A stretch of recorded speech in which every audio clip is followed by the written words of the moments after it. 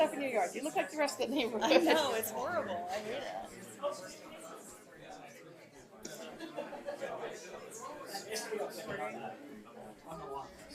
Yeah, no, it was like nice. All moved out, pulled the bed stuff, just have it. If you weren't able to get it, Just gonna deal with it. Yeah, well, that's. I Deal would play with it before it has sex and multiplies. Exactly. you guys keep track of it. I think, what did I count the other day? 14 of those big Tupperware containers I've emptied. Emptied? No, because we'll Janice. Likely be able to deal with that now. Yeah, so. What do you want me to say instead? Gabe, is this your first? It is, yeah. Oh, welcome to the chamber. Yeah, I wanted to come check it out. It's good to be here. Thank you. Funds one. Thanks for that Whether email. they be in. Oh, yeah, no problem. Whoa. There we go. Clock. Right on the clock. All right, I'd like to call this meeting to order. I'm going to start with the Aboriginal Acknowledgement here. So we'd like to acknowledge that the land on which we gather is the traditional territory of the Ktunaxa, the Salix, and the Sinaiks peoples, and is home to the Métis and many diverse Aboriginal persons. We honor their connection to the land and rivers and respect the importance of the environment to our strength as a community. We're going to start with some late items. I understand there's some late items? Nope.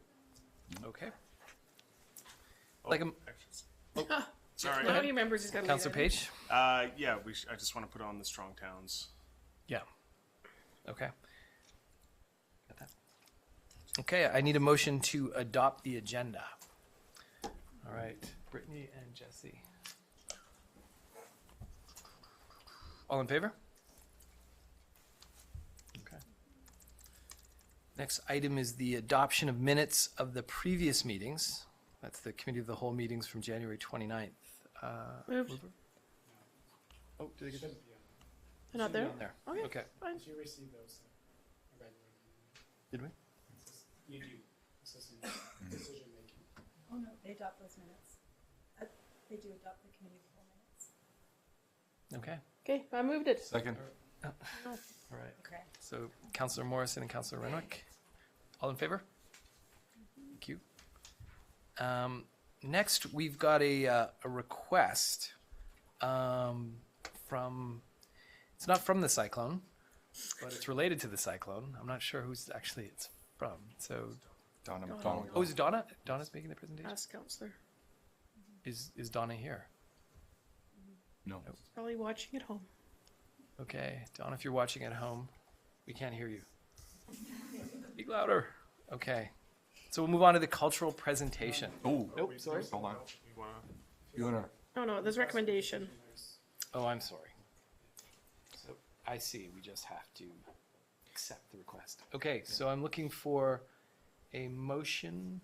Oh, Here, I'll do it, Keith. It's just so, the recommendation in front of us is that the council observes a moment of silence acknowledging the city's past partnership with Mutare. And I do recall when I was on council back in 1999 that we did have a sister city through the Federation of Canadian Municipalities international program with this city in Zimbabwe.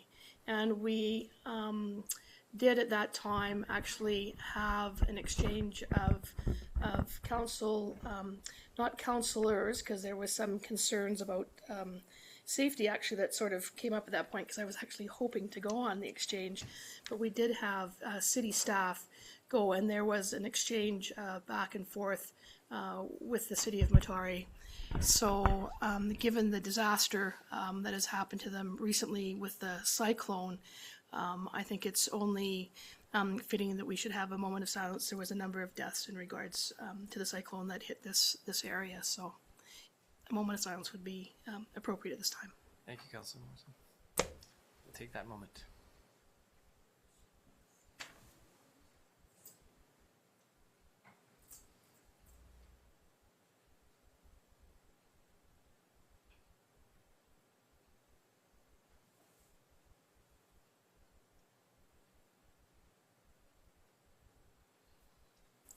Okay, thank you. Before we move on. I was wondering if it might be appropriate that we direct staff to reach out to the city administrators in Mutare and see if there's some assistance we can offer in terms of the market that we help build. I'd like to second that. Okay, so we have a motion and a second to, again, to refer to staff. To reach out to the city administrators of Mutare and see if there's some support we can offer in terms of the market that the city of Nelson and in the community helped build. Or maybe we want to be a little less vague and just say what type of support that they need. I don't know. Sure. Is that okay? Okay, you got that? Okay, we have a mover and a second. Any debate, any discussion? I'd just like to acknowledge that I was doing some reading on this topic in the news, and this cyclone was so severe because of climate change. So I think it's important that we realize that this is happening in the world, and that the climate change is intensifying these storms and the amount of precipitation that comes down in these storms. And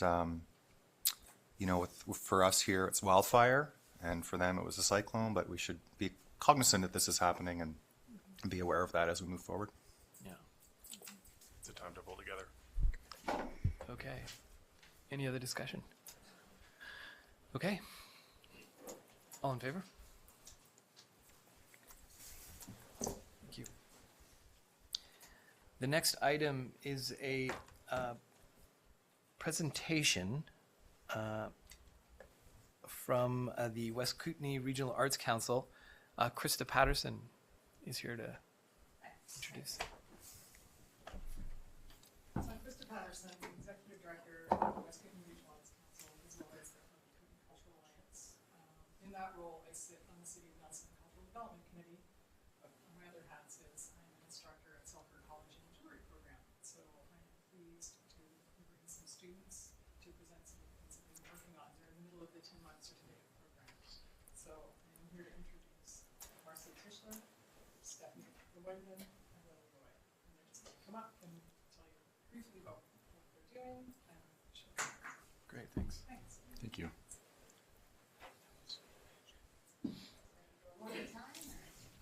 Yep, one at a time, That's right. please. Ooh, if That you one, put hold, it- you gotta if you put gotta it- hold it up because see the camera. There you go. Yeah, perfect. Oh. Alright, Wow. so I'm just gonna read from my paper. It's in the minutes.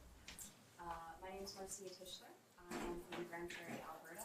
I've lived in Castlegar for the past year and a half, and I've actually not had any experience in metalsmithing up until this point. So I'm really happy with the amount of support we've got and the progress we've made with my classmates.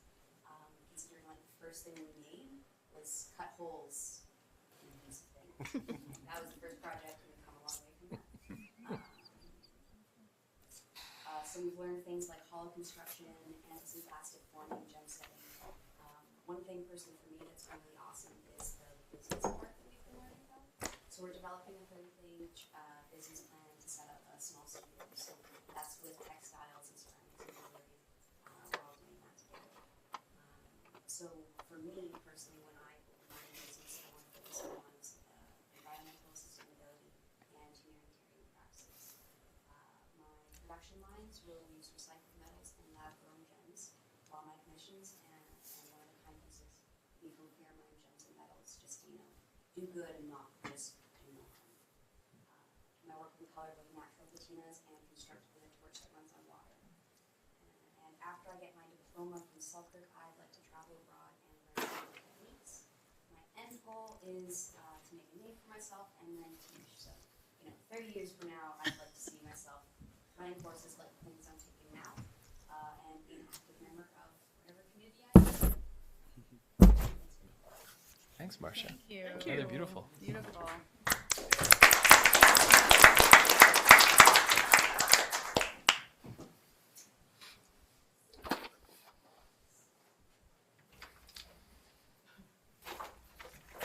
Thank you. Hi everybody.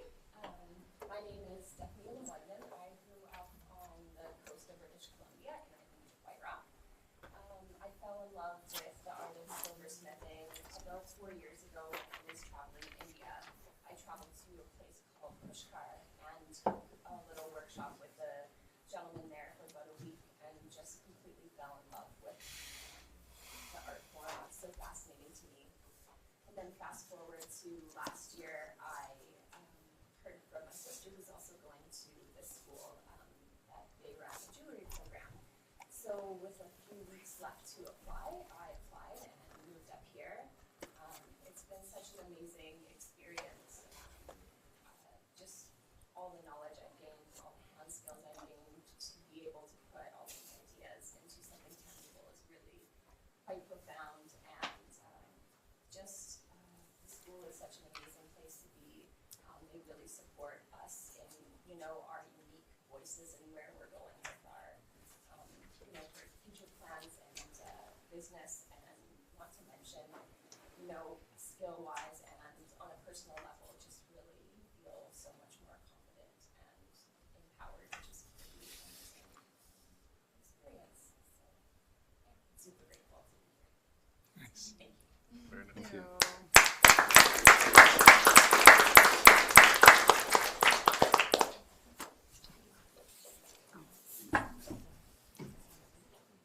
So it's documented on the television.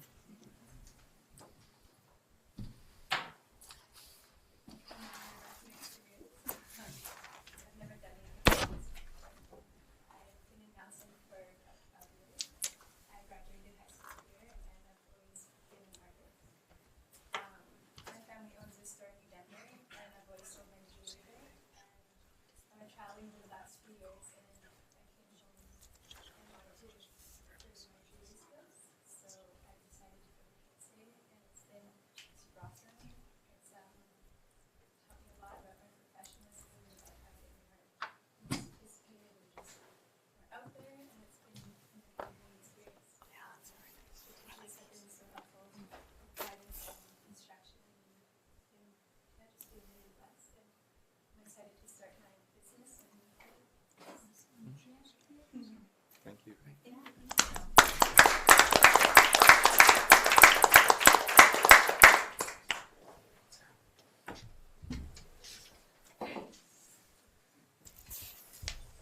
Okay.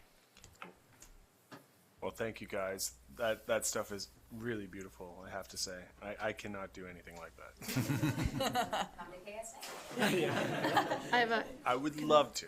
question. I, for one, am glad my wife's not here. And secondly, you all spoke wonderfully there. I have sat in that chair, and you're right, it's nerve-wracking, but you guys did a great job. Yeah, great job, guys. Thank you. I just have one question through the chair. Is there going to be a year-end jewelry show? And do we have the date of that yet? It's June 21st and 22nd. so just so people can know at home, it's June 21st and 22nd is your jewelry show. Awesome. Excellent. Yeah. At the campus? Textiles as well. And Lovely. So that's ceramics, textiles, and metal, right? Awesome. That will be great. I've been before, and it's always amazing. Thank you. Yeah, thank you. Okay. Yeah, there's some of these I want to take home. I know, yeah. Thank you. First.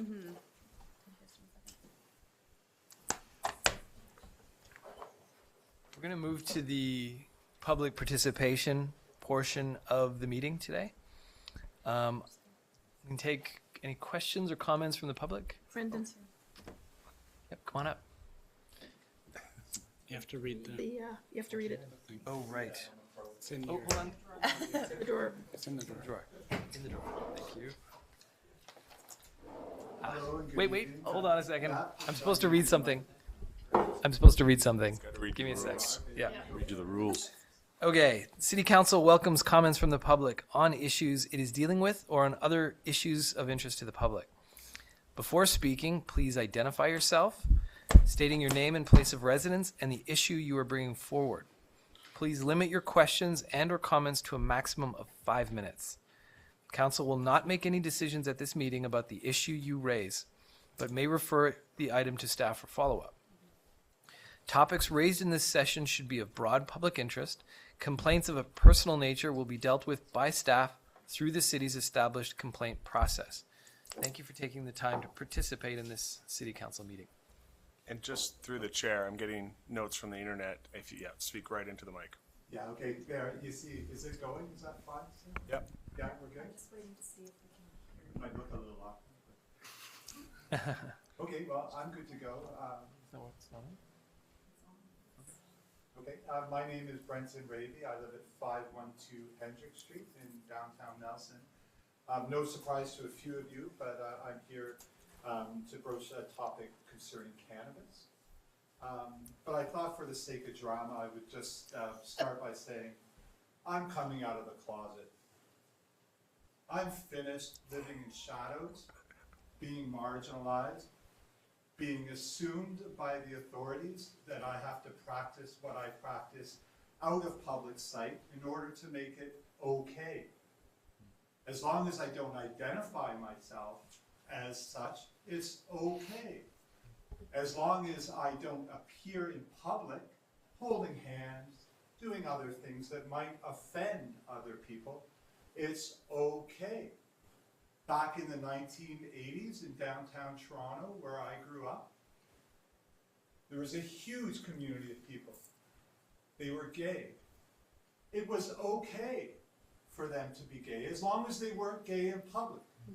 It was okay for them to be gay, as long as they didn't influence the children, as long as they didn't derail anybody's plans, and as long as they kept a subdued and somewhat marginalized presence within their own community. As some of you might know, AIDS, a horrible disease, inflicted this community of people who had decided to live in the shadows in order to avoid persecution, in order to avoid the, what would I say, like the letter of the law being enforced. If you are gay, you are going to prison. That is what the law said. So they continue to be gay within their own community of people. But the consequence, broader and outside of any individual's control, was disease.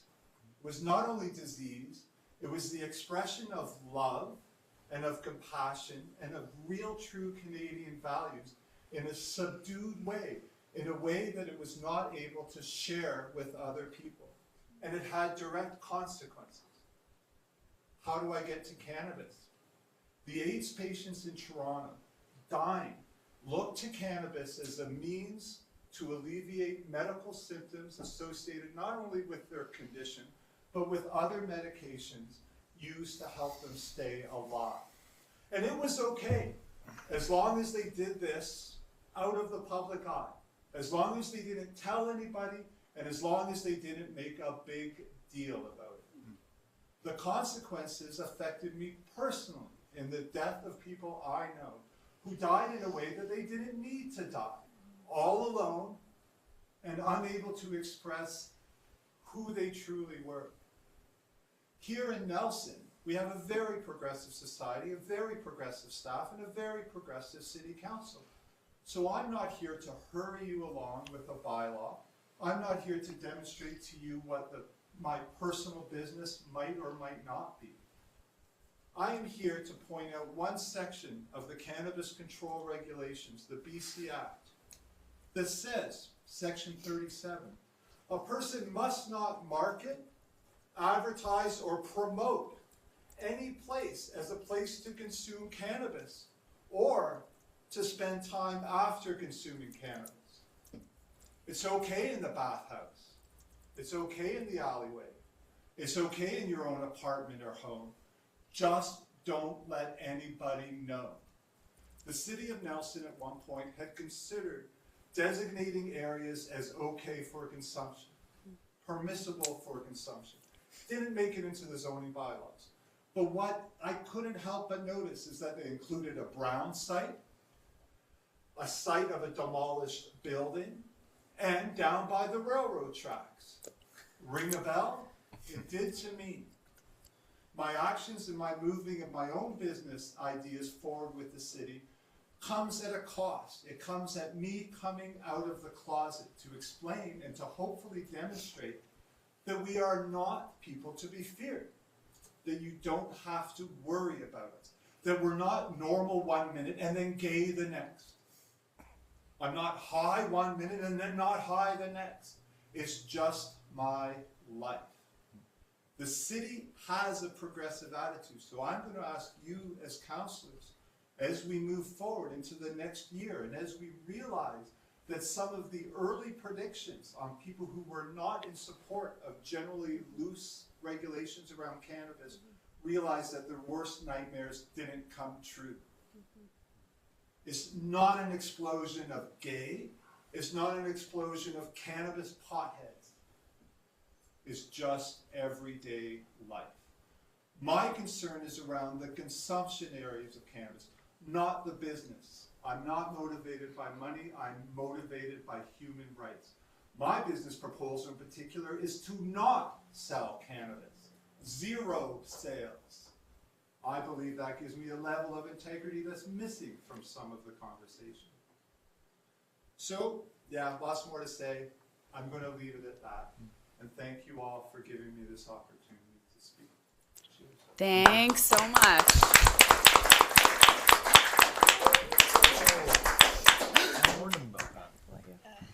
Oh, thank you for that. May I? Yeah.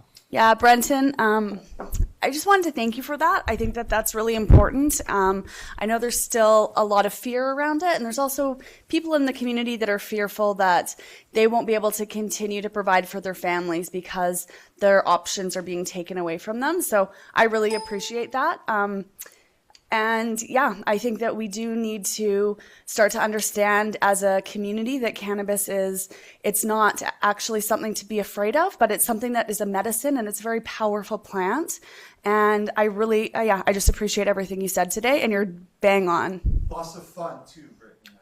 Yeah, oh, and let me just out myself too. I'm also a cannabis user. Yes, thank you. Well, if we're all outing ourselves, that really hit home for the gay counselor who smokes cannabis sometimes. Yeah. Yep.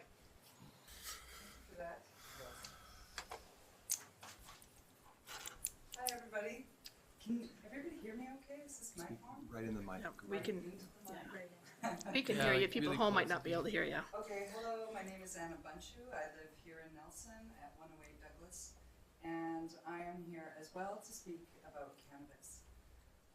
I am recently employed as an event manager for BC Craft, as well as I'm new on the Association of Kootenay United Cannabis Association, and we are hosting an event in Nelson, April 11th, where the Secretariat of Cannabis is coming to Nelson, as well as a host of other delegates. Why is this so important? Is that we only have a limited amount of time before the government moves into election period. We've got till June to address these issues that are being placed down on us on a federal level. I have a quote here from Ashley Wilson, the Communication Officer for Cannabis Legalization and Regulation. She stated that both Mary Shaw and Wendy Norris are coming to Nelson to better understand the experiences of the microproducers in Kootenay region and uncover the existing barriers preventing or delaying them from applying for a federal license. Now, this whole experience for me has been a huge call to action because, as some of us know or do not know, but the Kootenay region is largely, there's a huge underground network of cannabis cultivators, and how big is this industry? And if people aren't coming to the plate to become legalized and move into their next phase, we could actually lose a huge component of our economy. Why do we have the highest rates of cafes and restaurants in Nelson per capita against the nation? Nelson's a beautiful place, but the cannabis culture that is happening here is huge. I've spoken with a local supply store, and based on the figures that I got from them about how many lights that they supply service to, we estimated the one store is outputting through their service to the people that they serve around 100 B-train trucks of cannabis leaving this Kootenay region from one store. There are, I believe, 4 in the local region. that is a huge economic driver. And as I've looked through finances, as I'm working with individuals who are trying to come into legalization, I'm looking at their expenses, and 30% are to wages. This could be a huge loss to our economy. We are asking for governments to come and attend, become aware of the challenges of why people aren't coming to legal. We've got a host of lists of issues and bottlenecks that are making it nearly impossible. And I've got... When is it and where is it, and do you need tickets? Yes, thank you, Brittany. I have some tickets on me, as well as they're available online at Eventbrite with the Kootenay Cannabis Association. And it is at the Prestige Inn on April 11th from 9 till 4. We will be hearing from government delegates. We will be speaking as a united front as to the challenges within the community, and as well as we'll be hosting roundtables in order to facilitate talking through the challenges, because as anybody who's read the Act, as you go through it, you find that there's so many pieces that are unclear as to how to proceed, what is legal, what is not, and it is a host of different problems. Afterwards, we are networking up at the Savoy Inn, where BC Craft is sponsoring dinner for all the delegates of the event to continue networking and furthering our relationships. And my sister's hosting salsa in the basement, so bring your dancing shoes. If anybody would like to reach out to me or find out more information, I've got pamphlets on hand. And the funny thing about this is that government is coming to get feedback from public, and us at the KUKA Association are hosting it and paying for it. I've been going out and trying to get fundraising to pay for this event. It seems completely backwards.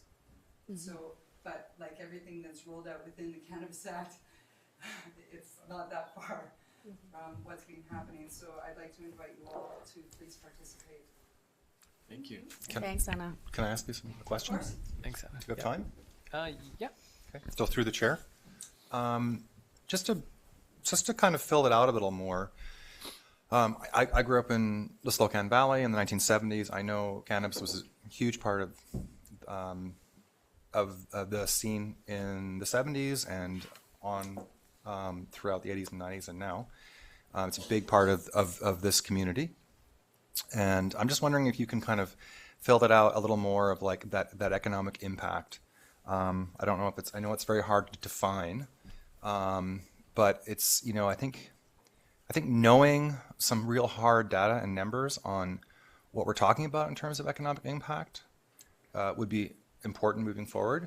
Absolutely. And I don't know if it's possible to get those numbers because it's such an underground industry, but I think just to crystallize for Nelson's population to understand how big of an industry this is. I mean, I've heard like 100 million a year. I don't know if that's true or not. That's what I heard once. But it's definitely like as big as lumber, and it's a big part of our economy. And like you said, it has all these spin-offs that help our community. So I just feel like if you could have some harder data, it would be very beneficial to driving your message home. Absolutely. It's a very challenging thing to get. Right now, I have stories more than I have hard data. I've got understanding of the economy and what's going on within the businesses, but projections really takes a statistician to get in there and create some solid numbers. Because I've heard as a driver, it's anywhere from 40% of the economy to 70% in some areas that are, there's not much industry, but yet the community is thriving. Everybody's driving black tundras. No, I just, you know, I know. Really? That had to bring the tundras in. I just know that, like, you know, when I was growing up in the 70s, it was like absolutely vital for people living in the Slocan Valley to make it, to feed their families. And I'm sure it's still, you know, it's still very vital for a lot of people. And yeah, it's a really important thing to state for this area, and to really drive that home, because without it, it'd be like having a major industry leave.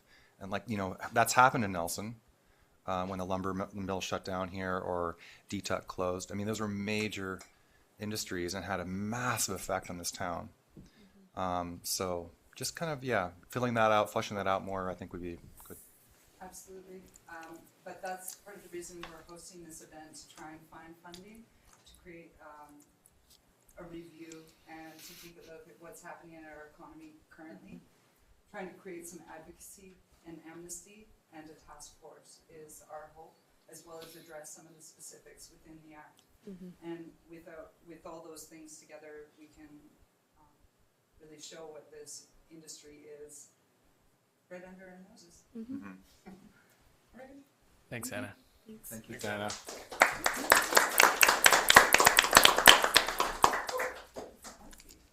Okay. Unless there's someone else who would like to present, that will close our public participation. And we're going to move to the delegations. And first up is the Citizens Climate Lobby. Judy and Laura.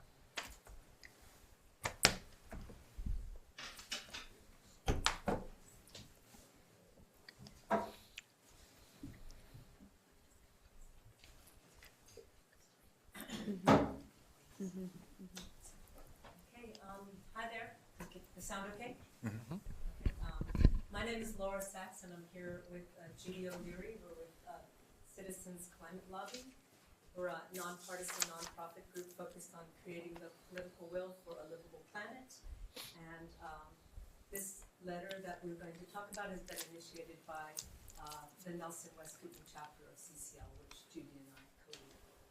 So now why we're here today, we are requesting local governments and community organizations to sign an open letter to Minister Michelle Mungal, respectfully requesting that her government, 1, develops a plan with timelines to phase out supports for the fossil fuel sector, and 2, to shift those financial supports to helping our communities reduce greenhouse gas emissions and adapt to climate impacts, which will help create local jobs in the process. The open letter will be presented in person to Minister Mungal this spring or summer, at which time there will be a press release. And an online list of signatures will also be made available. So to just talk for a minute about why the city should sign this letter.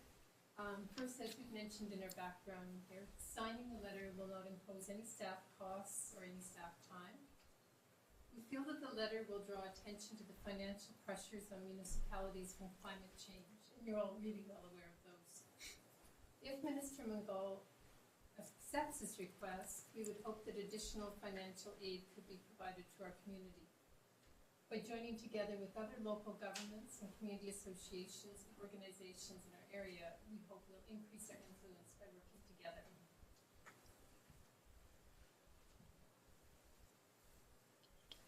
At the same time as communities are facing increasing financial burdens from climate change, industries contributing significantly to greenhouse gas emissions are receiving substantial financial support in British Columbia. The BC government has, for many years, provided increasingly generous financial supports to incentivize fracked gas production. Examples are provided in the backgrounder, and I'll just mention one. The estimated $5.3 billion in support for LNG Canada's new Kitimat mega project. Note that oil and gas provides only 1.2% of jobs in BC, and few of those are in the Kootenays. The minister responsible for these financial supports for the gas industry is our MLA, the Honourable Michelle Mungal, Minister of Energy, Mines and Petroleum Resources.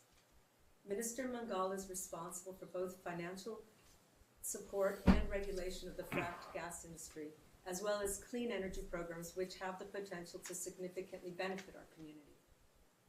While we appreciate the new help provided under the new Clean BC plan, it is a drop in the bucket. Much more financial help is needed for communities to deal with climate change impacts and the transition to cleaner energy. So just let you know who has signed this letter already and who else we're asking signatures for. Who has signed includes Caslo Chamber of Commerce, Kootenay Lake Chamber of Commerce, Nelson United Church, St. Saviour's Anglican Church, Kootenay Car Share, Village of Caslo, Caslo Institute, Yashodhara Ashram, and we're expecting the Langham will also sign, and we also are fairly positive that we will get signatures from Kootenay Lake Tourism, and we're hopeful for Nelson Chamber of Commerce. We will also be approaching Insalmo and Creston, both the village, the town councils there, and the Chamber of Commerce there. And we have provided you with a draft resolution that you can take away with you to use, and that's it if you have any questions. Councilors. Thank you very much for that, and thank you for providing the letter. It seems so easy and so obvious that that's something that we'd want to support. My question is just if you also plan on bringing it to the regional district and asking for their signature on it as well, as many of their constituents reside with the regional district. Yes, I missed that one in there, so thanks for mentioning. Okay, perfect. Thanks. So can I move to pass this resolution? The recommendation? Move to direct to staff. Yes. Go to the business meeting Yes. where you'll make that decision. Perfect. Okay, so you're moving to direct to staff. Do I have a second? All right, Councilor Woodward, second. All in favor? What? Opposed? What resolution did I just, can somebody tell me what the resolution is, please? We Thank didn't you. have a chance to debate. It's the resolution. It's not for debate, so we're referring, what are we referring? We're referring referring The request. the request for a letter? Yes. Okay, is that what we're referring? Yes, The this request is for a letter? Well, we have the letter here. So we have the letter here. We're asking staff to bring it back at the next council meeting. Sorry, I should have been more clear, Janice. Thank you. You're- Like, I just you're like, right, you're voting on something I don't know what you're voting on, so, sorry. Yeah. Yep. Okay, thank you. Sorry. My apologies. So, we're voting on referring To the next business meeting. next business meeting. Where we'll discuss request. this. The request, yeah. Thank you. So once again, all in favor? Opposed? Okay. Thank you. Thank you very much for that. Thank you. Thank you.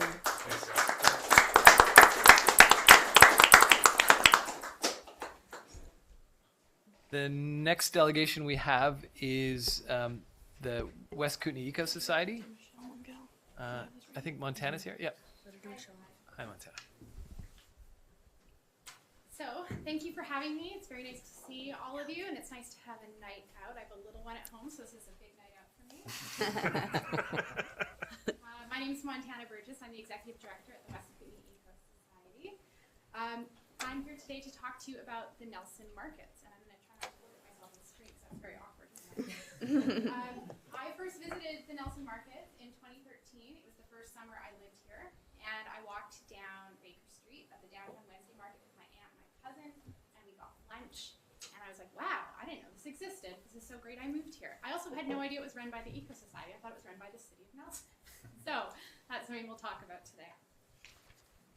So just, do I change the slides myself? Okay, great, thanks, sorry. So just really quickly about us, in case some of you don't know who we are.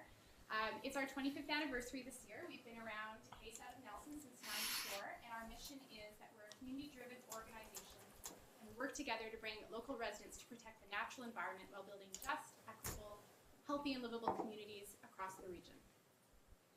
And our vision is we would like to be the preeminent rural Canadian model of sustainable and inclusive living with 100% renewable energy, which the City of Nelson has already said yes to, so thank you and congratulations for that.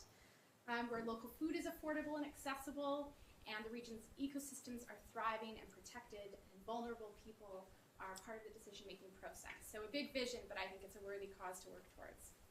So we currently work in 3 areas. We work in climate change, and we have the 100% Renewable Kootenays initiative that, again, Nelson has already taken part in, and that's great. In conservation, we formerly ran the Kootenay Creek Nature Center, which maybe some of you visited in the past, and we've just passed it on to a new society. We've had our campaign to protect the Jumbo Valley and keep it wild, and we're adding a new old-growth forest environmental education program this summer, so stay tuned for that. And then next we have our food sustainability pillar, where we run the Nelson Markets to fulfill that. So the Nelson Markets, we run Garden Fest, which takes place Mother's Day Saturday each year, and we've run that since 2014. We run the Cottonwood Market down at the Cottonwood Park and Falls, and we've run that since 2001.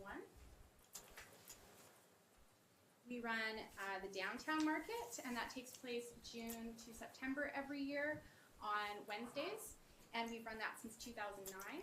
We run the Winter Craft Fair in December, and we run Market Fest, which hopefully you've all been to. It's the last Friday of August and July, and we've run that since 2006 when we created it. We also run a coupon program, which I'll tell you about here. It's through the BC Association of Farmers Markets, and what they do each year is they give coupons to low-income families and seniors in the region, and then they take those and redeem them at the markets for fresh local produce, so it's a really great way to connect low-income people with healthy local food and provide more money to our local farmers and produce producers. So other community benefits, the markets are a beautiful gathering place for the community. As I felt when I first came the first time to the markets, I hope you have all felt before. The BC Association of Farmers Markets said they did a survey and they found that people come to buy and shop products, and then they stay to talk to their neighbors and build community. So it's an important part of the culture here in Nelson. Further, there's an important arts and cultural component to the markets beyond just interacting together. Market Fest, for example, has the tent with live music performance going all evening, and then the other end has live art and interactive art for people to take part in. There's the music and performance also at the Cottonwood Park. It's just really fun and lively, and I think that's the big point of the markets. It's a great part of community living in Nelson, and we're really, really lucky to have them regardless if we ran them or not. And the markets attract over 35,000 visits per year, so it's an important place for people to come together in the summer, spring, and fall months. It's also a great place for artisans like new student jewelers to come and celebrate. Nicely done. And it's fun, you know, kids come to get their face painted, you can eat lunch, you've all been, you know. I've had my face painted. There's environmental benefits with the markets. So more local food being consumed locally is that whole buy local piece that we all care about a lot here in Nelson. And the more local food that's produced, the lower carbon and the smaller our food footprint can be. Also with the Downtown Market and Market Fest, having a pedestrian street for a day is a pretty fun, beautiful thing, and a little taste of Europe right here. Our markets also, we have a policy that vendors can only come from 150 kilometers as the crow flies, as they say. So it is really about local vendors doing their thing and selling their wares.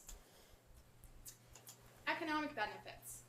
So we did some math back in 2017, the last time we came to talk to council, and we found that vendors gross $940,000 each year. And BC Association of Farmers Markets did a survey, and they found that each dollar spent at markets means another 50 cents gets spent in local businesses outside the market. So that's almost $500,000 to other local businesses. So that's a total of $1.5 million to local businesses. And we found that last year, 165 vendors at the market had Nelson addresses. So the vendors themselves, almost half are from Nelson. When we went and talked to the tourist info booth down at the chamber, they said that when they tell tourists there's a market happening in a couple days, that those tourists will stay. So we can say that the markets bring an extra 2 tourist days. And then if you do the math, I'll just walk you through some numbers really quickly, some of that hard number stuff we like. Destination BC in 2012 did a survey, and they found a tourist day is worth about $135 plus lodging and other basics. So if we add another $100 a day for lodging, which is super conservative, and you do the math on that, that means another 15 to 25 million to local businesses per year. So the markets are a big part of the economy. Not as big as cannabis, I would guess, but still an important part, and it's a lot of small business owners, so it's an important thing. So I have 3 specific issues I would love to talk with you about this evening. So the first is the Cottonwood Park development. A few years ago, the wooden stalls were taken down, and that's totally fine. We were okay with that. But now it's been a few years. We haven't had a great space, and I'm proposing that we finish the project. I know that there was other priorities, but it feels like this could be the year to make that park beautiful again. In the Oval, we need water and electricity for the vendors to be able to use it. We haven't used the Oval in the past few years because of that. It would be lovely to have a stage for performers, and I've heard various whispers and rumors of that's happening this year. And I think it's just really important to make the park safe and beautiful for families, for seniors, for vendors, for residents and tourists to enjoy. The surface needs to be walkable for people with mobility issues and people with walkers like seniors. So I think that's an important piece in finishing the development. And I think if you've been to the Cottonwood Market, it's just, it has such a beautiful feel to it with the waterfall and trees, and we would really like to see that feeling be there again, because it's felt a little bit of a dust bowl kind of vibe the last few years. So here's one idea of what it could look like. This design comes to us from our former markets director, who probably has more to say about this. So this is a mock-up that he did last year, and it's hard to see in the small print, but this is basically showing all of our artisans and not processed food, like ready-to-eat food, prepared food, that's the word, in the Oval.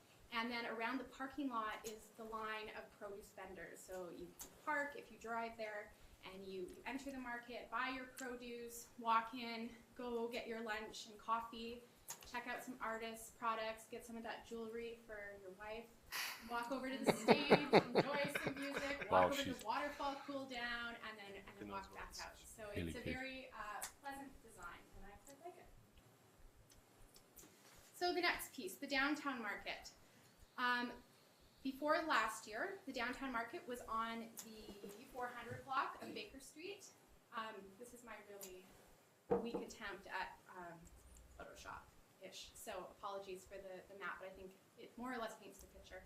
And then last year, the city decided to move it over to the Hall Street Plaza. The Hall Street Plaza is great because there's a washroom there for the public's use, and there's that beautiful park, but there's a few issues with that location. Firstly, the intersection of Baker and Hall is really, really dangerous. It divides the market, and it's a busy intersection, and it wasn't blocked off. And I'm really concerned that it's just a matter of time before some kid runs to cross to the other side of the market and gets hit. And yeah, that would be terrible. So I don't want that to happen, and I really think that is the #1 issue with this location above anything else. But there's more. It's lower visibility. When you used to have the market on Baker Street, you could look down the road and see the market happening, and as a pedestrian or tourist, you're drawn to it, you walk down, you participate. Right now, you look down Baker, you don't even know what's happening, and it's our main street, so I think it's nice to have that line of sight piece. We did a survey, and we found that vendor revenue at the downtown market was down about 25% last year, so that is significant.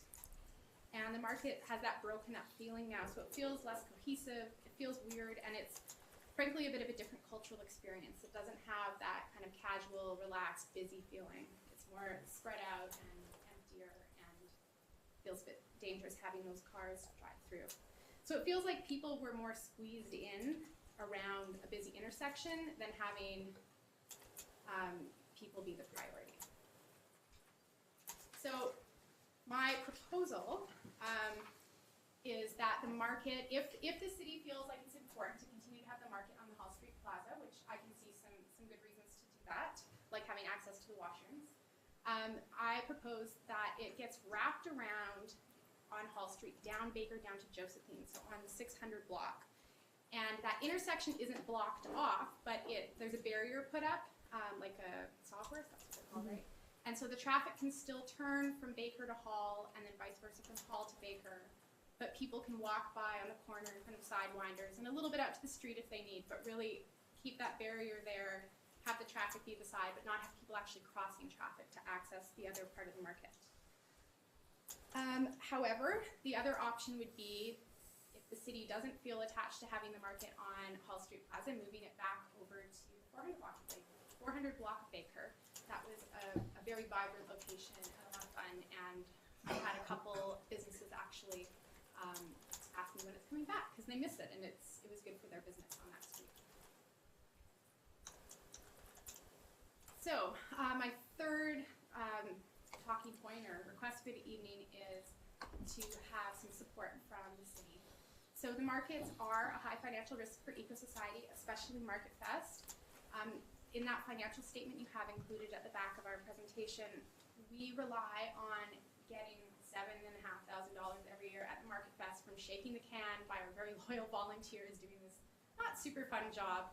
And when we've had bad weather or bad smoke, there's less people, and it's been really challenging to break even. I think I've showed briefly what a huge benefit it is to the community, to the local residents, and to our environment, and you know better than me, just from being here even longer than I have, how important the markets are to our community. In 2017, the last time we came here, we calculated and looked at the city's promotional material and found over 20 images of the markets in the material, just from the printed, not even counting online. So I think the city has already shown from things like that that the markets are important to the image and to the well-being of folks in Nelson. And so I'm considering or requesting that you consider being a partner with the EcoSociety on the markets and consider waiving our fees associated with licenses for the Cottonwood and downtown markets. I think the partnership could look a bunch of different ways, and I would love to discuss with staff and anyone else what different options could be for that. So here's a summary of what I've brought to you tonight. So I would love to talk more with staff and a council member about a plan to move forward with completing the Cottonwood Market development and the parks development, about relocating the downtown market, and about a partnership and considering waiving license fees for the EcoSociety to continue to operate the markets. Thanks very much, and happy to take any questions.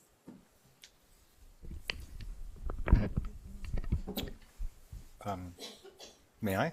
Yeah. I'm just going to out myself. People don't know that I ran the markets for 7 years, and I think it's I really saw that vitality and the importance that these markets have for our community. And for me, it was what I felt was so important was it gave an avenue for people with not a lot of income to try out different things. I think it's so, it really, I saw it as an incubator, which is super important for this town, to have a place where if you are a jeweler or a potter, or if you're a farmer and you're wanting to try to develop your business, it's an excellent place to start. And, it costs you $20 a day or $25 a day. And you can go there and you can make some mistakes and you can come back the next week and try again.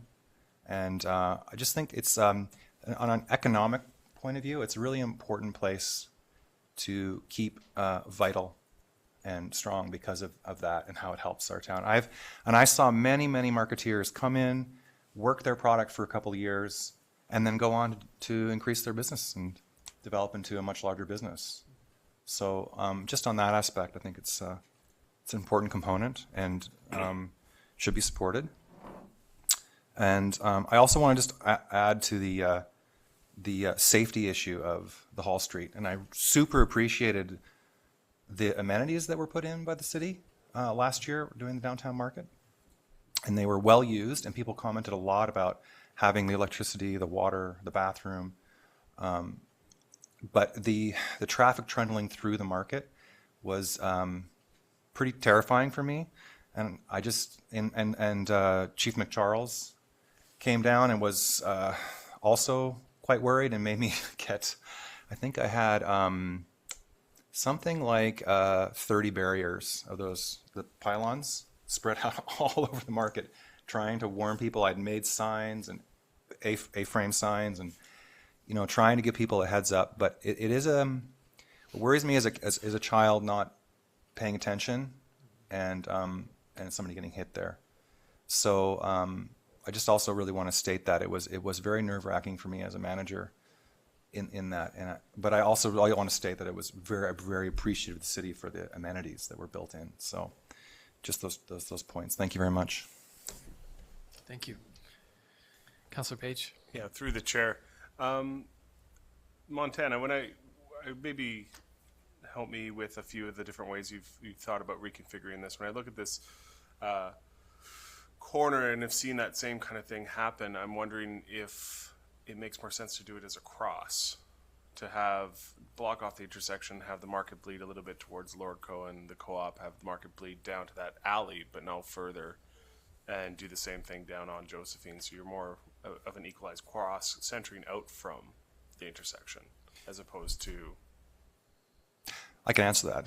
There you go. Sorry, I apologize. Just wondering. I think, I don't think you need to solve that. No, I'm not trying to solve it, but there were. We can talk about this. Sure. Okay. Afterward. There were reasons why it was the way it was. So. Through the chair. Montana, I know in talking to, do you know Nick Diamond? Main Street Diner? Him and several other businesses along the 600 block were a little disappointed that they didn't get the market on the 600 block. So you may want to go and talk to Nick. Or you already have, never mind. We've spoken to all the businesses on the 600 block, and 9 are strongly in favor of having it moved down there. 4 are kind of neutral, they're fine either way, and only 2 don't think it's a good idea. Right. Follow up, or another question, please.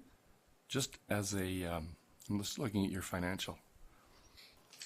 Your rental revenue, just because I don't know, what would you charge? Does everybody pay the same rate? Farmers less than artisans? Exactly. Okay. So what would that be?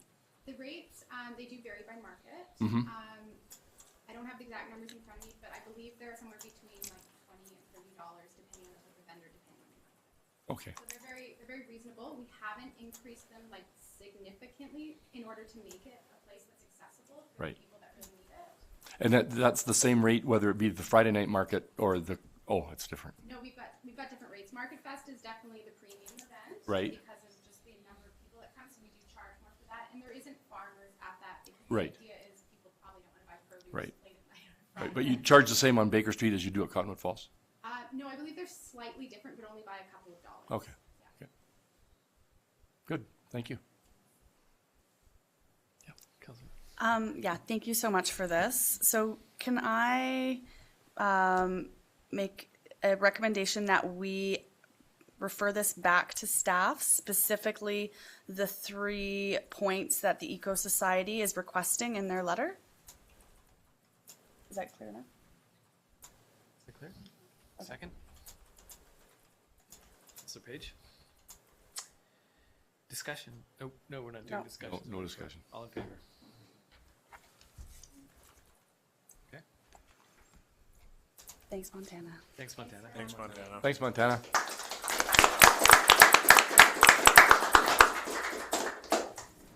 Okay.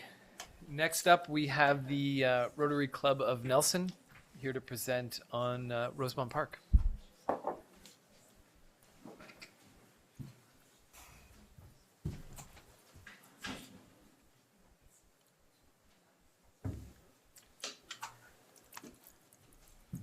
Good evening, Honorable Mayor, worthy council. Thank you very much for inviting us to present on the Rosemont Multi-Generational Park. We're here representing the Rotary Club of Nelson Daybreak. Many of you know Mike McIndoe. He's an assistant district governor with Rotary and also past president of our club. And I'm president of Rotary Club of Nelson Daybreak. We are here briefly with an ask of you to support city staff to work with us to move this park forward. And we're going to start with Mike sharing past history of the club. Thank you very much, Meg. Acting Mayor, Your Honor, council members, I just want to step back and thank all of you for the work that you do.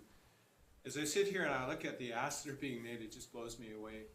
As somebody who lives in Nelson, that we have people who put in the time that I know you guys do to make this city the kind of city it is. And just the scope of things is amazing. So, attaboy, good job, well done. Thank you.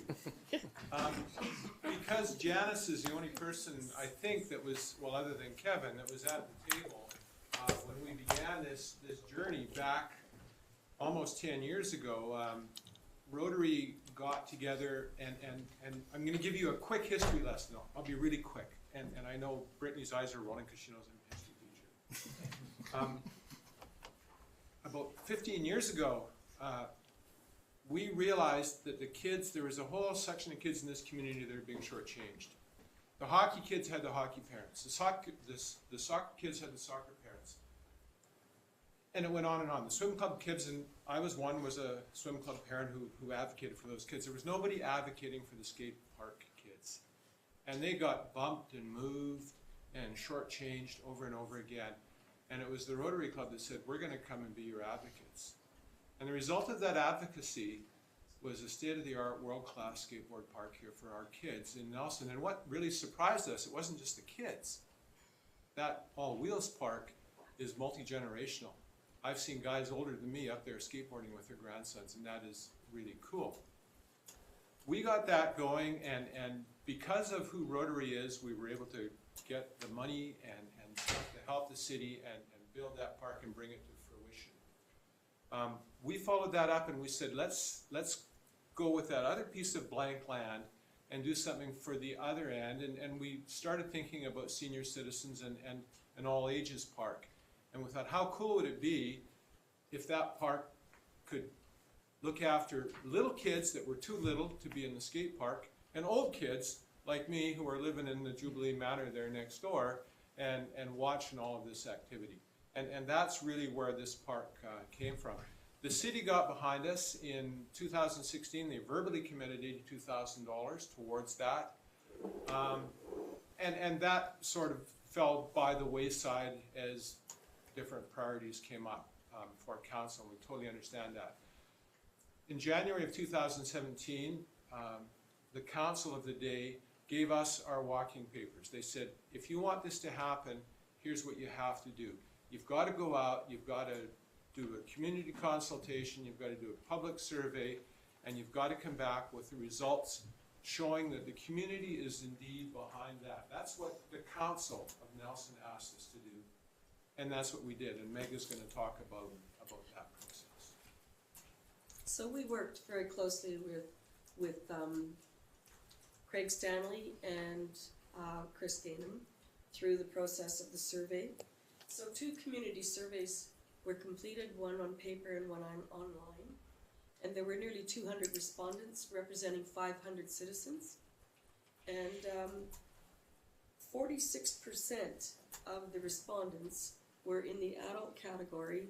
But what was interesting to us is we were fairly well balanced with the younger population, age groups represented as well. And from those surveys, we ended up with an 87% overwhelming support for this project. The other minor support that we did get was 2 letters that we received from the Ascension Church in Rosemont and also Jubilee Manor in support of this project, and we've shared that with the city as well.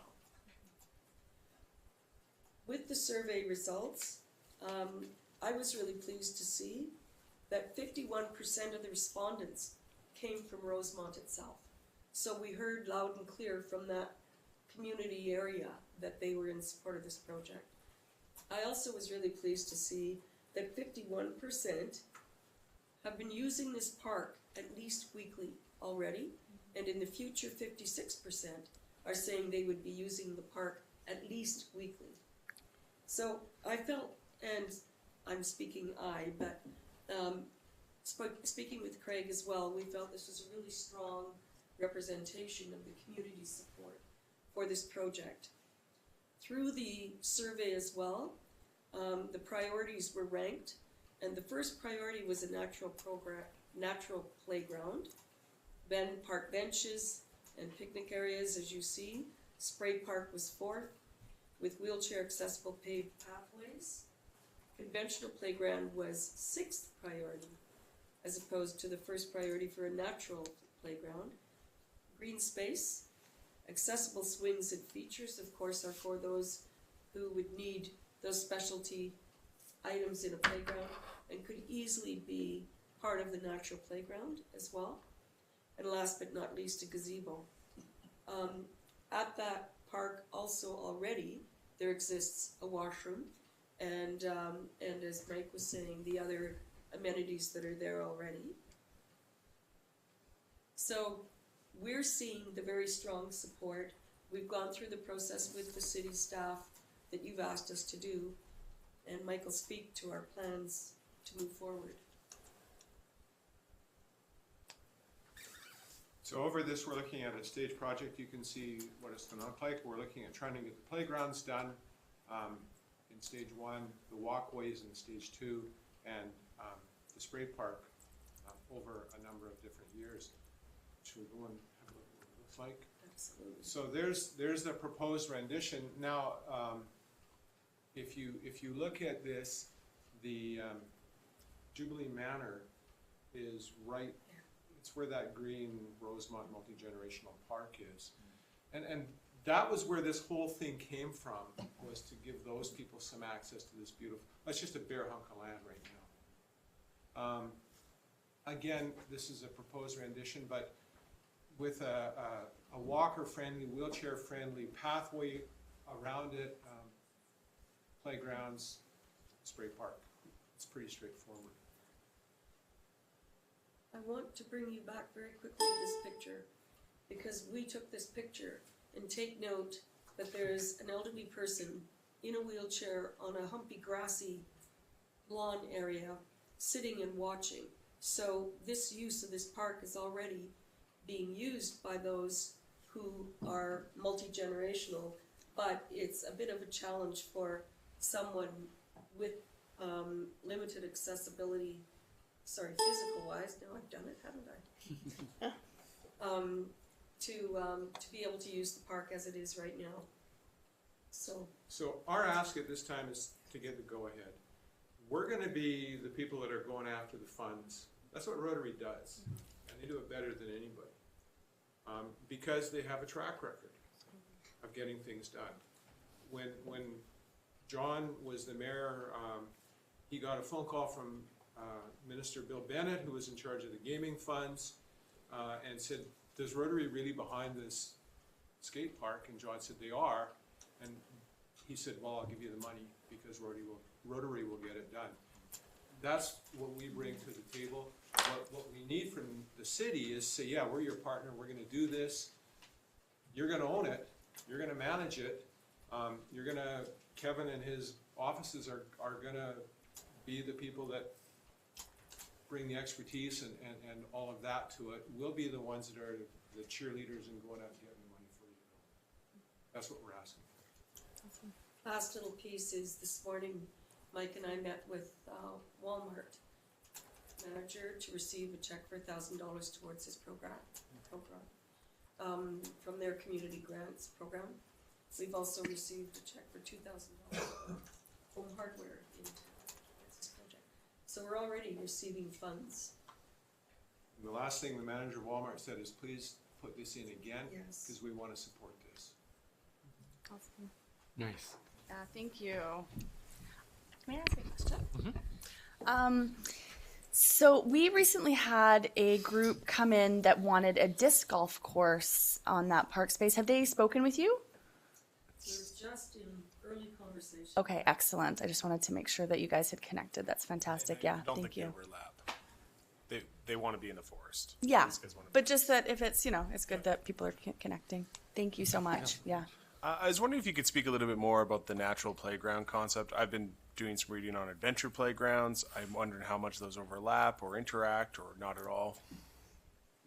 It was a concept that actually Craig Stanley brought forward to us. And he's worked in several communities developing these. And Mike can speak of one that he's seen at Cobble Hill as well. But what Craig is saying to us is that their lifespan is approximately the same as the traditional playgrounds.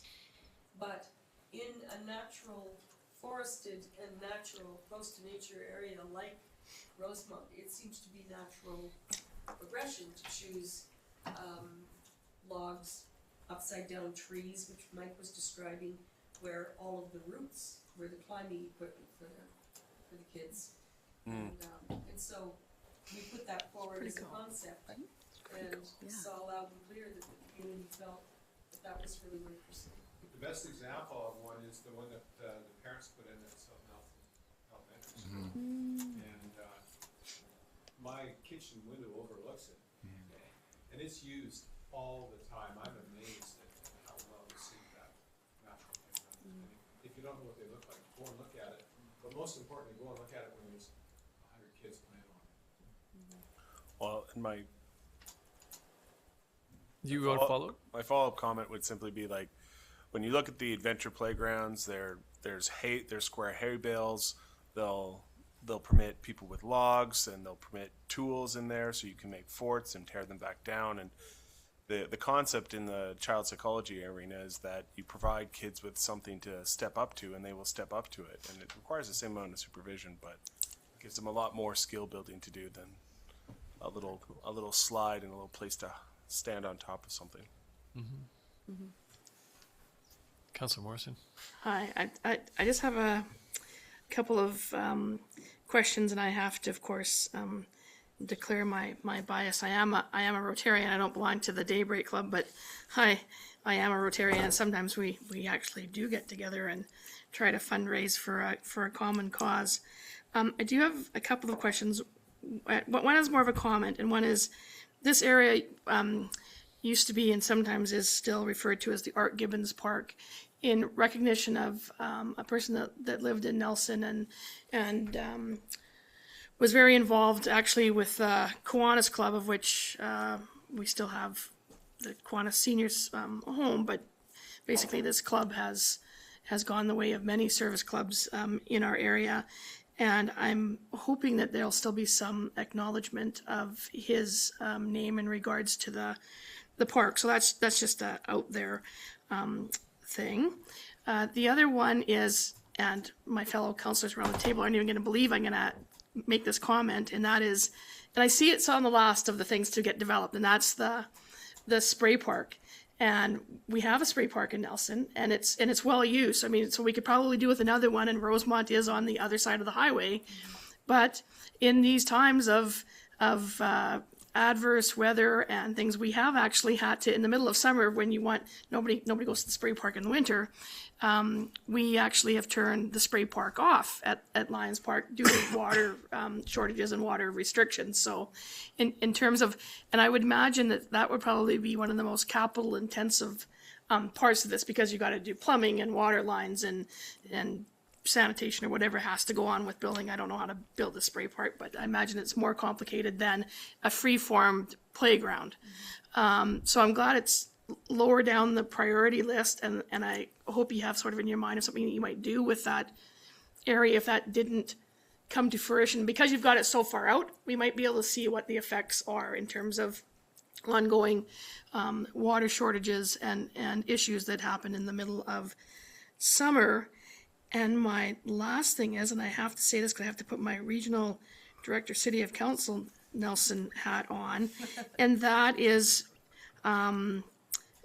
because I've heard it mentioned at the regional district table, is that when I mentioned one day about, well, you should maybe fund the skate park or whatever a little bit, and they're like, well, Nelson built that and they didn't ask. So I'm asking if maybe we could get ahead of the curve on that, and I do hope that you're going out to actually look for some funding right from the get-go from our regional partners, particularly in E&F, because we know that a number of their residents also love the skate park and the freeform little mountain biking. That's the stage I'm at now. I used to be able to mountain bike, and now all I can do is to go along the bumpies. So I really strongly encourage you to be looking for some regional district money, because over the long run, as much as we appreciate the money that our service clubs bring in for Lakeside Rotary Park or up here at this multi-generational park, it would be really nice to have our neighbors in the regional district also contributing over the long term of this kind of project. Thank you. Oh, Councillor. I'd like to recommend that we support this program. We have to refer it back to staff. Refer it back to staff. Okay. This is getting long. Do we have a second? I'll second that, Cal, for sure. All right, Councillor Anderson. All in favor? Thank you. Thank you for that. Thank you.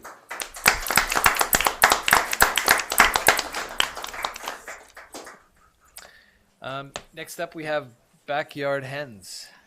We have Ann Simonen. Simonen, Thank you. Thank you, councillors. I'll just let my presentation hold up here, but my name is Anne Somanen. I live at 112 High Street, and I've been living in Nelson for about 2 years now, just over 2 years now. And when I first moved to Nelson, I was actually quite shocked that they did not allow backyard hens. I was on CBC Radio 1 at about 5 today, and the two hosts were also quite shocked that they're like, of all the things I think of when I think of Nelson, they don't allow backyard hens? I would have thought they invented the idea. So today I'm just here to give a bit more information about, to try to address some concerns about backyard hens, the history that Nelson City has with the concept, and hopefully get the outcome that it gets proposed to, or gets sent to staff for further input. So this will be backyard hens' third time before council. Once in 2009, where council asked staff to research it, but it was postponed until more research was done. In 2011, council actually saw the recommendation from staff to proceed with hen keeping. It was passed that staff proceed with public consultation, but has fallen off. It fell off the radar. I haven't been able to find any other official minutes or documentation that says anything happened after that. So there's a lot of concerns that people have with hens, and this is just a quick summary of the most common ones and how that they are addressed. Really what I want you all to take away is that that every concern with backyard hens can be mitigated or completely eliminated with a properly developed bylaw. And there are communities more urban than Nelson managing backyard hens, like Vancouver, just fine, and there are communities much more rural, like Smithers and New Denver and Rossland and Revelstoke, that are managing urban hens also without much incident. So I think in a community like ours, there's actually a decent mandate for it. But just to run through a few of these, so hens are noisy. Pretty much every actual bylaw I looked at banned roosters. So no waking up at 5 a.m. from your neighbor's rooster. Although how many of us have been woken up at 5 a.m. by our neighbor's dog? The noise of a laying hen is about 67 decibels for about 5 minutes, and that's if it's outside of its coop. Normally hens lay in their nests, which is inside a coop during daytime. So all of these factors kind of add up to really make the noise of a backyard hen not too bothersome to the neighborhood. Like they say here, barking dogs are 100 decibels, and like I said, it can be any time of day or night and for much longer than 5 minutes. Hens attract predators and vermin. So a well-designed coop, usually bylaws will tell you exactly how you have to design it, will help prevent predators. Currently, Squamish is the only bylaw I looked at that required electric fencing. Most just require really solid netting, or like metal fencing. And also an RDCK Area E report found that fruit trees and garbage were bigger attractants, because actually when it comes to chickens, it's their feed that attracts predators, not the hens themselves, but once that they're in the coop, they will just eat the hens anyways. So just like how we keep our garbage inside until it's garbage day, you keep your feed away from the hen coop and you're not going to have predator issues. Same with vermin. They're only going to get what they can get, so don't let them get into the food. Hens are smelly, only if you don't look after their coops properly. Most bylaws require the coop be kept clean. Of course, that's a complaint-driven bylaw, but minimum property setbacks also mitigate any odor impacts by preventing you from building right beside your neighbor's bathroom window or something. And then hens spread disease. So the eggs and the hens themselves can both spread disease, but by limiting the age of the hens that you adopt, you have property setbacks and set population limits. Most I see are 4 hens per property, all help prevent it. So a number of communities have done bylaws. Not very many of them report the results of those bylaws. But in a 2-year pilot in Surrey of 34 properties, 68 complaints were received, but only 2 were related to actual pilot properties. And this suggests to me that a well-drafted bylaw helps prevent community neighborhood strife, because if it's put together well and looked after well, the neighbors don't have issues, where if you just let the hens run all over the place, you're going to probably have problems. Edmonton is the only pilot that talked about predators, and in a multi-year pilot, no predatory animals like coyotes were reported near coops. And in one of the previous staff reports to council, they state that there would be no complaints regarding backyard hens in Rossland. And I should clarify, Rossland currently has no bylaw surrounding hens. I say they're decriminalized there. Not technically official, but also not, they don't really regulate it at all. Maybe we should do that. So how does this align with city policy? I believe that city has a very strong mandate to allow backyard hens. First and foremost, it's just the image Nelson has in the province and in the country. Like I said, when I tell people you can't have backyard hens in Nelson, they're always shocked. But within official government policy, the official community plan and the 2040 sustainability strategy both encourage the availability and accessibility of nutritious whole foods and local food production at the individual level within city limits. So say you keep up to 4 hens, you have a family of 4, that's hen in her peak lays 6 eggs over 7 days. You're well on your way to feeding your family for, you know, a few dollars a feed a day. Definitely much more cost effective than buying organic eggs at the grocery store, I can tell you that.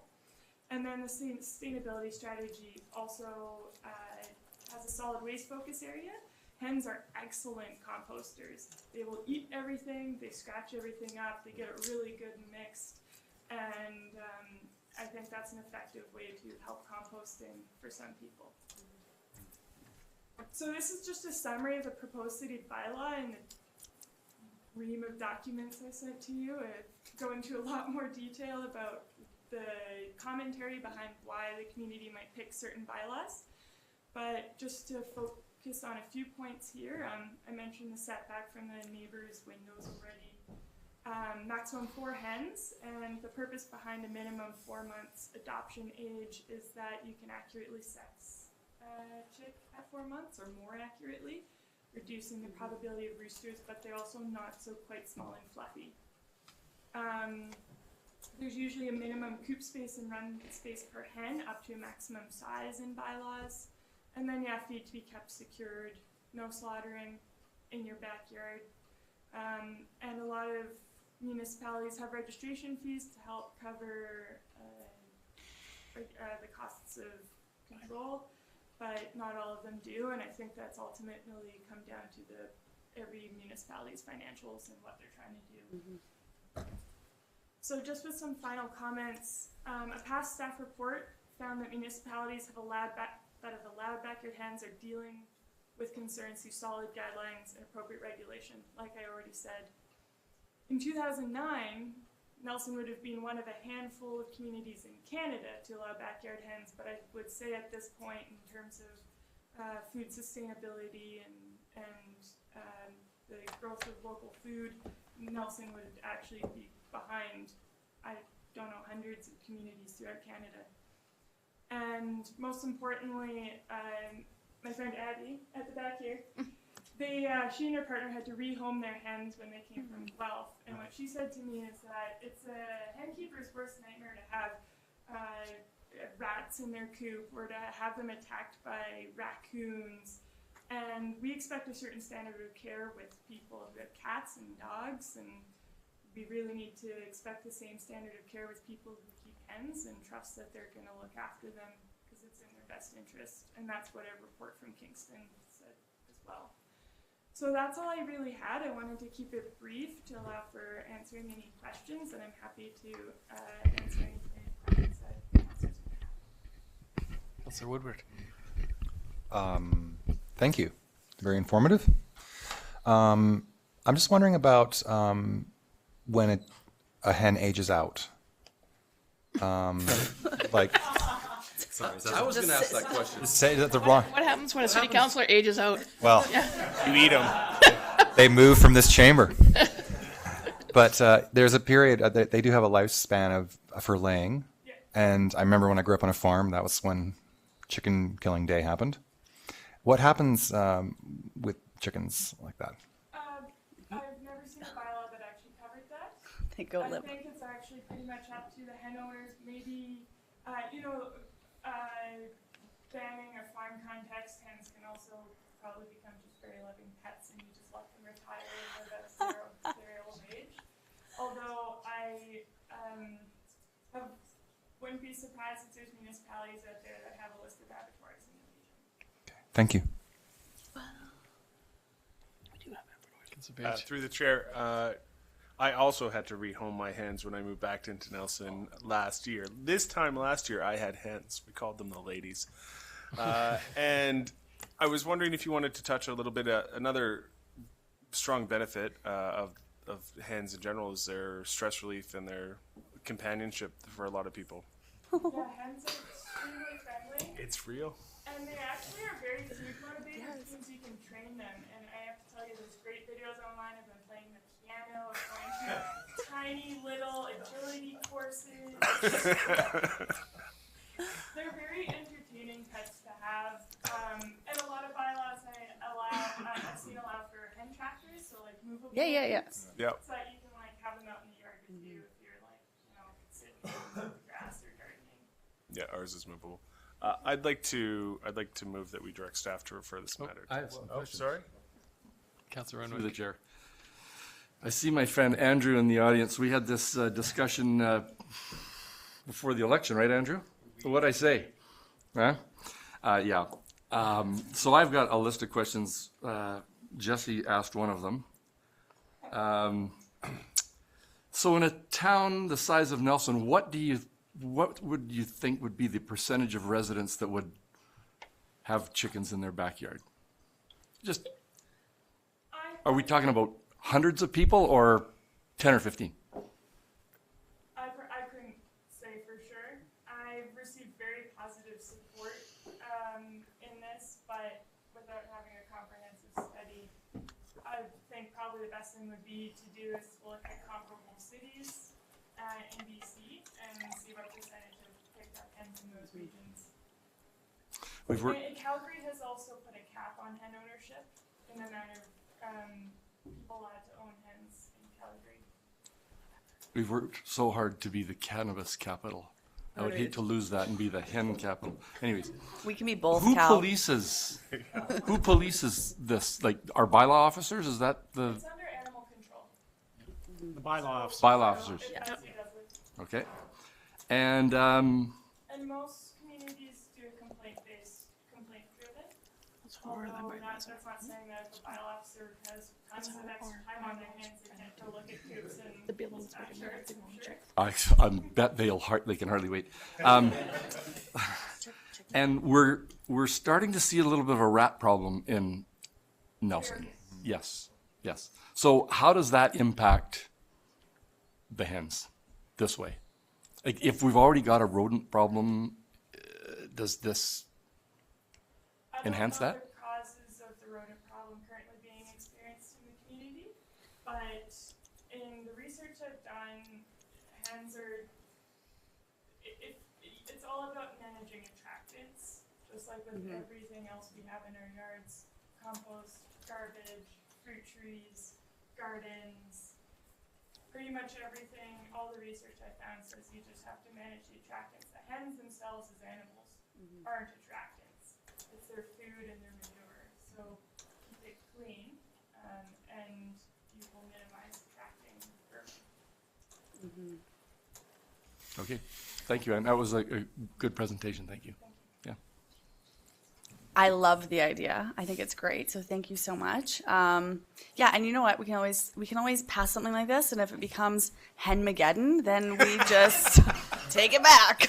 Okay. I'm jumping out of my seat to refer this. I can just quickly respond. Yeah. There are councillors concerned about the concerns. Most municipalities, like so many municipalities, do pilots before they even allow hens. And I haven't done the research to see I haven't found a municipality that has canceled hen ownership after doing a pilot. Yeah. So I do not know what happens if that does happen, if the few hen owners are allowed to keep them still. But there's staff could go and copy paste a pilot from Castlegar that didn't have theirs for different reasons, but or Vancouver, Toronto, and find something that suits the community and see how well it goes. Yeah, no, it's easy. Hold on, may I just speak one more time? I'm so excited. I just also want to point out through the chair that food security, as a former market manager, which I left to do this job, but for many years, part of my job there was to support local food security within our region, and I think this would be a really nice adjunct to food security. And I just want to say part of what I knew from my former job was that 95% of the food we get here is brought in by trucks, and we have about 3 days of food in the stores.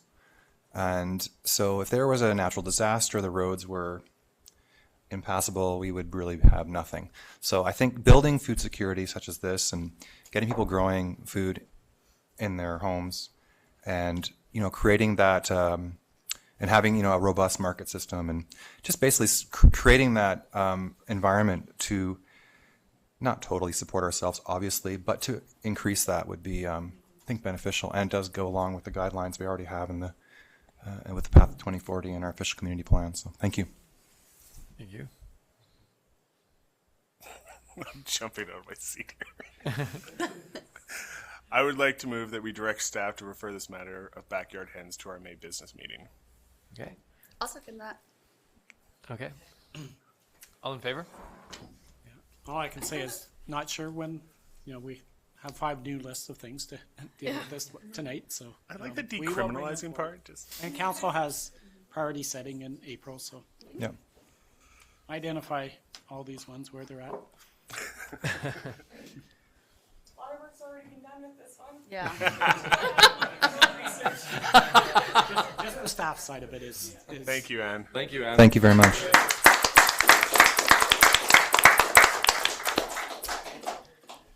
All right, looks like we have Alex up to present our parking survey. Strategy. The fireworks for the end. Everyone really enjoyed talking about backyard hens, so hopefully parking is right up your alley. Oh, bad pun, Alex. Bad pun. I can't help it. So the downtown parking survey, I'll just introduce it in a second here. Quite quickly there. So first of all, I'm going to go over the results of the survey specifically. There was also, as was described in the report, there was a meeting hosted by the Chamber of Commerce in February. There were only 9 attendees. I'll just stick with what's in the report. And focus on the survey, for which there were 903 responses, so much more weight to that, of course. And then secondly, to discuss, to open up for discussion and questions, of course, one of the options and alternatives in the RFD being to refer to staff with further direction on this one for our next steps on the downtown parking strategy. The survey was open for a few weeks, from January to February. It was promoted all over the place. Ginger did a very good job at getting it in the newspaper, through social media, Facebook posts, etc. We had 500 postcards that were printed out, and myself and my partner helped as well too to put them on windshields all over most of the R3 zone, not metered parking stalls, but residential 2-hour zones, the south of downtown. And we also had a couple sandwich boards that were out for 8 days or so in the downtown around City Hall. The library also put up a display about the parking strategy, and it was also included in the Rosemont screen downstairs. What does this map mean? This is a very fun map, I thought, by the online survey software of where people respond to the survey from. First of all, it's a big flag to me, right? When you have Nicaragua and Honduras, and I was like, this is a scam. And I looked, you can kind of zoom in, and I looked at them. They're all legitimate responses. It's just kind of an interesting map to see where Nelsonites were in January and February. And what did you do on vacation? Only in the New World, none in Asia, Europe, or Africa. But this is where the responses came from. Thankfully, though, there was a cluster in the And where do people live? So there was 68% of respondents who live identify themselves as living in the city of Nelson. Pretty well distributed, I'd say, across the city, and yeah, so 32% who live out of town. Out of the 903 respondents there. So let's see. So focusing here on the bottom one first. 55% of respondents indicated that they regularly commute to the downtown area, and then 10% around Front Street and that kind of thing, and 13% who don't commute at all. But yeah, the majority are commuting downtown. How people get to work or school or whatever it is they're doing downtown was the majority who commute primarily by private vehicle, whether alone or with others. But still, 14 plus 3, plus 1, you're getting closer to 20%, plus this mix of modes, 25% or so of people who are making use of alternative modes of transportation. And the majority of respondents have an alternative way of getting, commuting at least once a week. So maybe they drive most of the time, but they're walking or something else at least one day a week. Interestingly, compared to this graph, right, 55% who commute downtown, 51% of respondents said that they rarely park downtown. With only 11% saying that they park 5 or more days a week downtown, in the downtown zone. And this was, I think the question was, if I remember correctly, was where, parking for more than 4 hours downtown, so kind of commuting, not coming for groceries or coffee. So one of the first questions then was asking people, what do you think, try to start on a positive note, what's working well? 23% just, even to this positively framed question, just said nothing's working well, in varying degrees of formality. And, but 45% did have some, key points to bring, I guess, to the table of what they thought was overall working well. So 24% of respondents said that they thought the parking was overall fine and adequate in downtown. Second most common response to that was 10%, who appreciated that there was varying meter durations. You have 1 hour meters, 2 hour, 15 minutes as well too, was appreciated by quite a few people, as well as the new Cedar Street all-day meters, for example. Moving on, one of the questions then was asking, what is, what would the goal of our parking strategy be in Nelson? And this question then asked people, well, kind of throwing the idea out there, if the goal would be, I guess, being able to have more reliable parking, so that you're not spending time circulating, driving around, cruising for parking. As we say, that's been one of the complaints that we've heard quite a bit, is including through the 2016 downtown employee commute survey, was how many people said, I kind of get to downtown in my car, 10 to 30 minutes even before I need to, because I don't know how long it's going to take me to find parking, and I don't know how long I'm going to have to walk after that. So for that reason, throwing this question out, 70% of people thought that would be a good goal.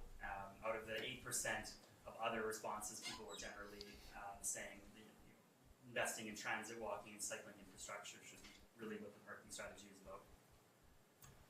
When asked what makes sense for commuter parking, it was an open-ended question, not a multiple choice question. 20% of people sort of spontaneously, indicated that they thought that designated commuter parking outside of the downtown core is the way to go, is the way to manage commuter parking. And 18% brought up the idea of park and rides, parking lots located outside of the core where people would walk or take a bus or shuttle in. And 11% was far fewer than park and ride options. Said that there should be a new parkade built, and the majority of those respondents, would typically signal that their taxes should be increased for this. There should be a parkade and it should be paid for by user fees. Some people brought up that their $5 daily rate is an appropriate rate. 9% of people saying that I don't spend money on the parking, but spend it on getting people to not need to be parking in the first place. And a few people who talked about kind of an Airbnb model of private parking, people residential or commercial downtown and being able to share those via an app. And overall too, in the sort of mood of the responses, there was an overall split between those people who were saying that commuter parking should be free and between those who said that it should be paid commuter parking. Yeah, really split on that. So when asked them specifically, well, what do you think about park and ride as an option for Nelson? You know, some unsures and others, but it was only 11% who just outright didn't like the idea of that. Next question was, well, how do you think it would, you know, how should it run and what should it look like? And the majority of people, the most common themes were saying, well, for it to work, it would need to be free. So if you're parking, you know, even out of town potentially, and then having to wait a few minutes, whatever that is, for a shuttle, there's a lot of lack of convenience with that. So at the very least, it's got to be free, and obviously those shuttles would have to be somewhat frequent.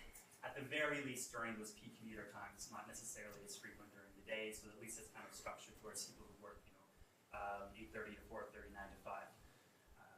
And also some people, other points were brought up, including asking downtown businesses to chip in because they're going to benefit from having more parking available for customers. People coming short term aren't the ones who are going to be using park and ride. It would be more people who are coming for the entire day, freeing up the downtown stalls for short term visits. As you probably know, since January, the parkade has come back under within house, so to say. The youth center is managing the parkade, and when asked, well, what should the parkade be used for? There was a pretty good even split here of what people thought that the duration should be.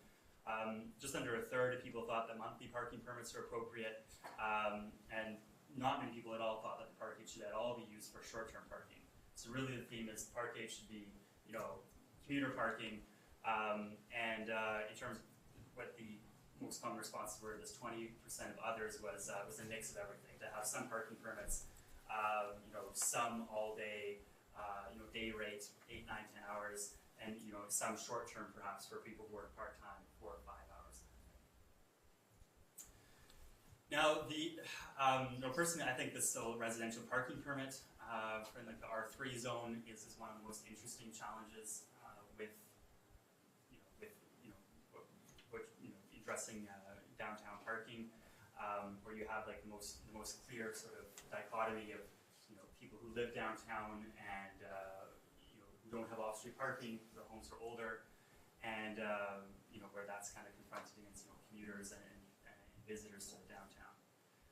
And really interestingly, like half of people almost were unsure about what they think about their current program, and people who were sure, it was fairly evenly split, with a few more people saying that they thought that the current program, the current residential parking permit system works. People who like it, the most common answer was that they think it's fair. And people who don't like it, the most common reasons, were saying that the current parking permit system only allows for 1 permit per household, and that's only if you don't have any off-street parking. So they're saying, well, you should be able to have 1, 2, maybe even 3 permits. And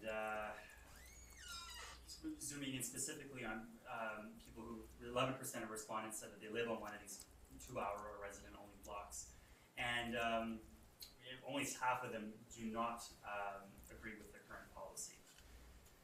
So, in zooming in on what they had to say about how residential parking permits should look, the majority thought that there actually should only be, that there should be multiple permits per household. The majority thought that there should only be permits issued if their household has no off-street parking, and that they should be free, and really a lot of unsure answers on whether there should be a limit on the permits issued. The idea of that being is that currently we have unlimited permits, and it kind of amounts to a license to hunt, where there are blocks where there are more permits issued than there are spaces, and that can be quite frustrating. So some cities have a model where permits are capped to increase the chances of actually finding space. Other people, so in terms of general comments on the residential parking permits, ideas came up. A number of people brought up lane access in the winter. It's a difficult one for the city, of course, to do much about, given how steep some of the lanes are, etc. But saying, yeah, I have parking in the summer, but I can't access my parking much of the winter. And also talking about, well, people, and likely it was more commuters who are bringing up this idea as well too, people who are currently relying on those, residential streets like Silica and Cardinal. Saying, well, what if there are permits that would allow people to park, during the day in those spaces, and residents could potentially have, one permit that allows them, 24-hour access, and another permit that's only, valid evenings and weekends, kind of thing.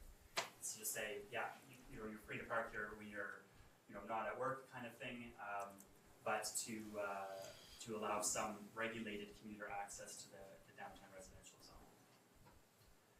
So overall, sort of an analysis and synthesis of what we found through this survey process was that there was a really strong interest in improving transit and creating a robust park and ride system, with more people supporting this route than constructing new parking infrastructure, multi-level parking infrastructure in downtown.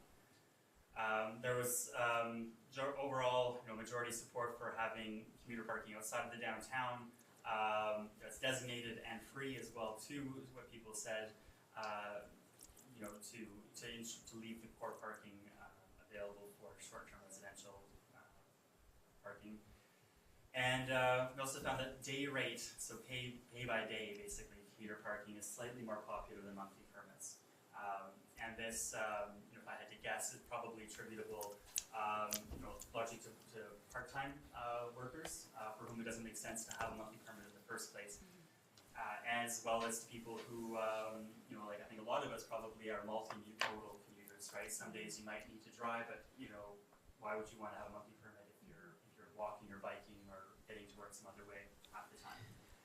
And a lot of those comments were tied to, one of the questions was, well, would you ever use the parkade? 70% or something said they don't use the parkade, and the common answers there was yeah, I look at it and it's the sign says it's full. There's a waiting list for monthly permits, but I can see that it's not full. You can see that the spaces are empty.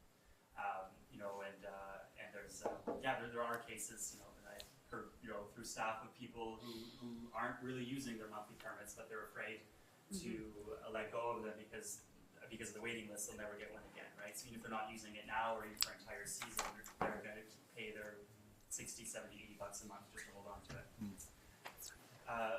And strong desire to use the parkade, for all day, commuter parking over short-term parking. A lot of interest, the comments, I should say, on active transportation infrastructure, and then that's, a critical part of this, including comments on keeping sidewalks clear, and a number of people saying, well, that being a barrier to them, walking as much as they would like to in the winter. And really to my surprise, there wasn't as much interest in reforming the residential parking permit system as I would have guessed, based on the number, on the complaints and people who come in, to development services and want to talk about it. I'm not actually putting a question out to the public. Not a huge, interest there. Of course, when you zoom into people who actually live on these streets and not just the general population as a whole, there is an interest in reforming that residential parking system. In a few tweaks, particularly in the number of permits issued, which would kind of reading into these results would kind of be saying, well, there should be an opportunity to have second or even third permits, but only when it makes sense and not oversubscribing blocks. Point out too that a lot of the comments in favor of multiple permits, there were people saying, yeah, families, often will have 2 cars, and there's many reasons for that. But a lot of people interestingly pointed out that, that there are house share situations, right, where you have multiple, working adults living in one dwelling unit, a single family house, and it's very difficult for them to manage that. So that's the analysis of the 903 responses to that survey. To point out quite a bit as well too, for our city surveys, right? Last year's the housing survey, we had 270 responses, so so it was quite an impressive number to get from this. Any questions? Thank you, Alex. I'm curious, in your research from this, what do you think with businesses in town and people who work in those businesses? I wonder what the impact is of that working sector of people, and if if the city engaged the business community and rather than trying to go to the individual, actually engage the business community and said, okay, how many people do you have working here? How many people, get them to compile that information so you could see in the downtown core what's the amount of people coming in just to work, and is that a big part of the parking issue generally? I'm just curious about that. Do you think in the research that you found that there was some indication on that? In terms of research, specifically the survey, or in terms of broader sort of studies from other cities? I guess I'm just curious as to how much of the parking is taken up daily by people coming to work in Nelson, and then you compound that in the summer with tourism, and it just gets harder and harder. Yeah, we don't have data on that. I guess the closest thing that we would have, and I don't have the results with me on hand, but in 2016 we did a downtown employee commute survey. It was distributed to all the businesses access in the downtown. As I recall, there were only something like 17 businesses that were given a survey that didn't return any of the surveys in the end. So some of that information would probably be useful. Again, that's almost from 3 years ago at this right. point. Yeah. But still, that would be a good starting point. Otherwise, otherwise it would, you're correct, going to manage employers. Makes more sense. Yeah, just that influx, that flow, that daily in and out of the working of people working in the downtown core, and just the effect of that. I know that I've done that coming into town, trying to find a spot. It's hard, it's challenging. Anyways, that's just my question. Thank you very much. Councillor Page? Yeah, I was keeping a few questions as we kind of went along, and really, this is great work, and I think I speak for others around the table that seeing active transportation float up there a few times as a core theme is great to hear. My question about the parkade is, are we looking at switching to maybe renting access to a zone instead of specific spots? Are we renting out specific spots, or are you getting, say, yeah, you can come and spots 20 to 40 are usually 80% subscribed, so you can pick any one of those? It seems like we're underutilized. Well, yeah, and that's difficult. So you're talking to the status quo, how things work right now. For the parkade. Yeah, the parkade. That would be difficult to do because people, have a monthly permit, right? They have, they paid, and entered into an agreement, with the city to be able to show up at, stall, X and find parking there, at any time, right? So with monthly permits, that does make it difficult. Whereas, yeah, with the day rate, it can be a first come first serve system, or theoretically be a reserve system as well. Well, I guess as a follow-up to the chair, it strikes me that if you could take a class of people and say that you're only getting maybe a 60% or 40% uptake on a daily basis, that you only really need to assign those 20 people 16 stalls for which they all can pick within that zone. Maybe it's a blue zone or a green zone, and you're going to be fine for the most part, and you have a little overflow for when it's not. But the specific spot seems to be sort of like the airline. Yeah, that's right. That's right. Yeah.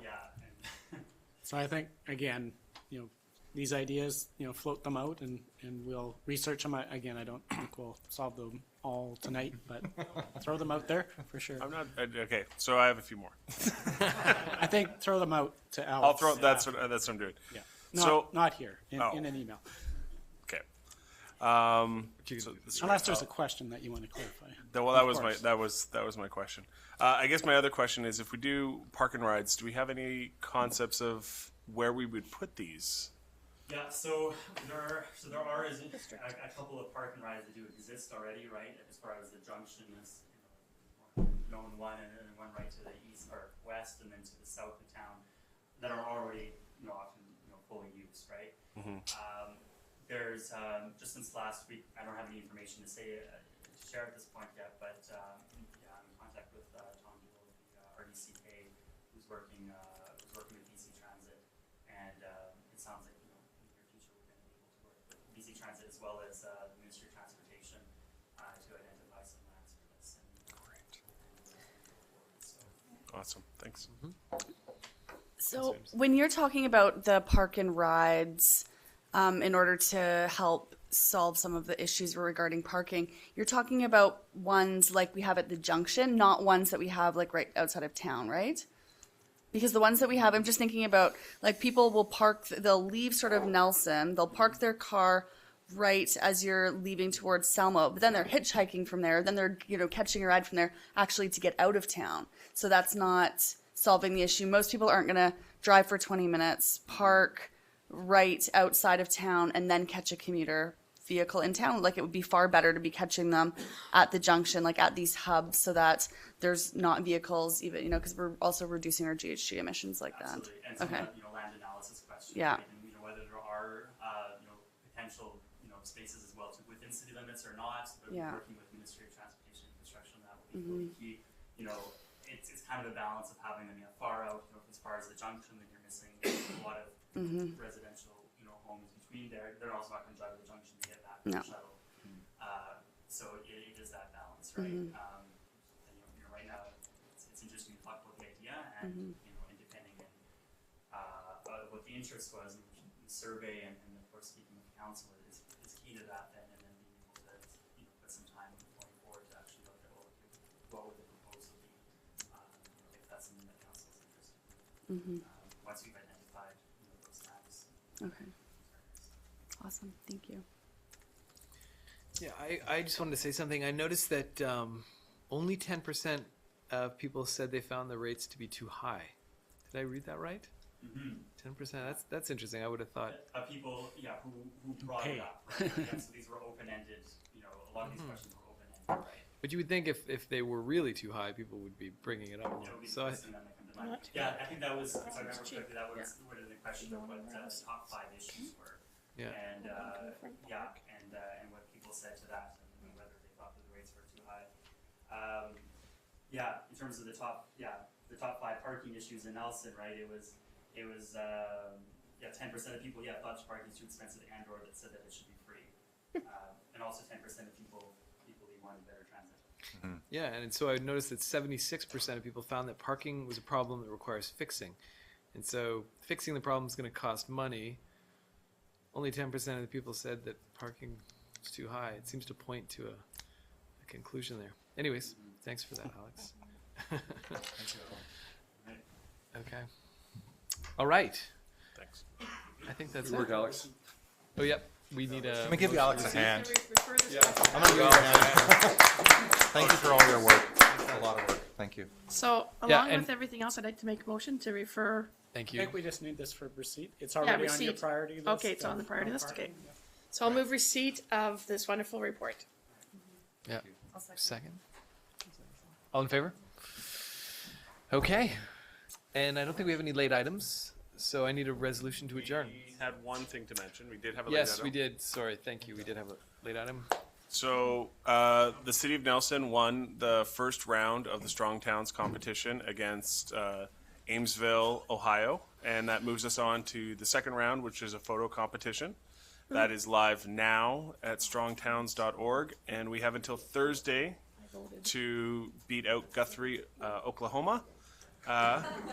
So I think everybody who's here, go tell 20 friends to go vote. And if you throw down a membership fee to them, your vote counts for more, apparently. So, but it gets us international attention, especially across America. Gets to broadcast our ideas like the street outreach and our emergency preparedness. the work that we're doing around there. And so I think it's a really great opportunity to showcase the great things that Nelson does, from its backyard hens to its active transportation plan. And I did look up Guthrie, Oklahoma. It has a ton of historical significance and has many, many historical buildings, and that's a big part of that community. It's about the same size as our community. So I would suggest it might have a strong following and backing and pride. Yeah, so get on it. Every vote. Every vote counts. Okay, thank you, Councillor Page. I need a motion to a resolution to adjourn. Anyone? All right, Councillor Henderson, second.